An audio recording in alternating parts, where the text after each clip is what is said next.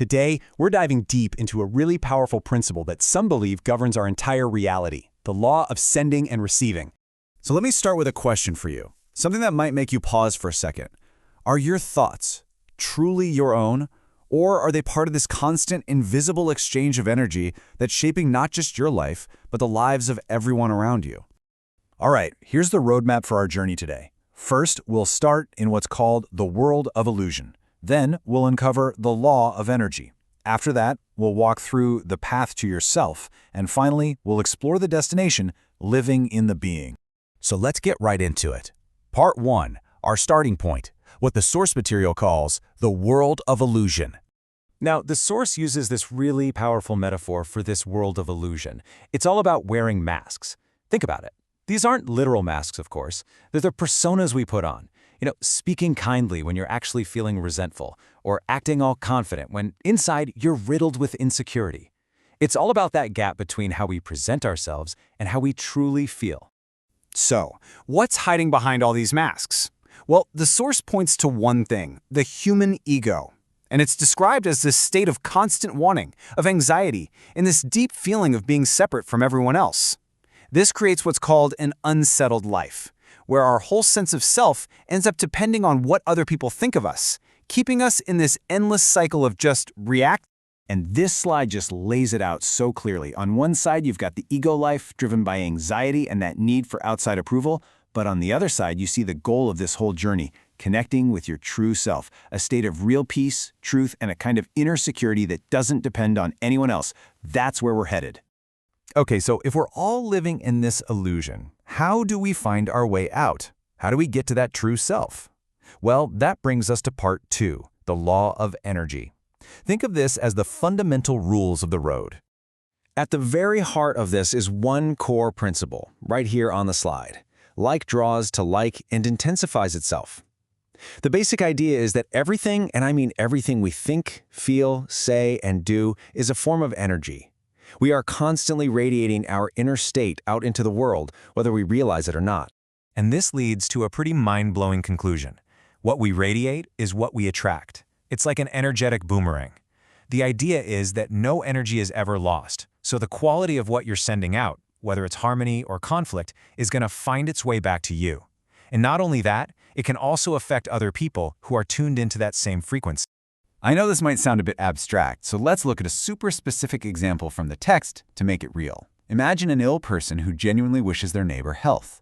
Seems like a good intention, right? But if their own mind is totally consumed by thoughts of their illness, they aren't actually radiating health. They're radiating the energy of illness. And according to this law, that energy can end up intensifying the very condition they want to heal, both in themselves and maybe even in their neighbor. And that brings us to this powerful line from the source material. The message is simple but really profound. You can only give what you truly have.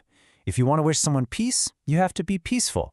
If you want to wish them health, you have to cultivate health within yourself first. Any authentic, positive influence has to come from a place of inner truth. So if we need to change what's going on inside of us, how in the world do we actually do it? That's what our third section is all about, the path to yourself, and the practical steps to clear the way. Now, the source makes a really important distinction here. This isn't just about trying to fix your external behavior, just taking off your masks. Because if you don't deal with the root cause inside, the text says, you'll just end up putting the same masks right back on. Real, lasting change has to be an inside job. So how do we do this inner work? The source actually lays out a pretty clear 3-step path. Step 1, recognize yourself. You have to become aware of your masks and the ego patterns that are driving them. Step 2, clear things up. This means actively working to resolve those patterns and consciously install a new, positive internal program. And finally, step 3, make a firm decision to simply not repeat those old patterns. When you boil it all down, this whole process is about a fundamental shift in your consciousness. It's a deep transformation of your thinking, a deliberate turning away from the negative patterns of the ego, which the source calls the undivine, and consciously aligning with positive, harmonious principles, which it calls the divine. And what happens when we actually succeed in all this inner work? Well, let's move to our final section and explore the destination of this incredible journey, living in the being. The ultimate goal, as you can see here, is described as living the true life. This is a state where you're no longer controlled by that reactive ego. Instead, you're aligned with what the Source calls the eternal law, a state of deep unity, authenticity, and just flow. And this slide really breaks it down beautifully. Most of us start out living under the human law of the ego, that constant cycle of cause and effect, sowing and reaping.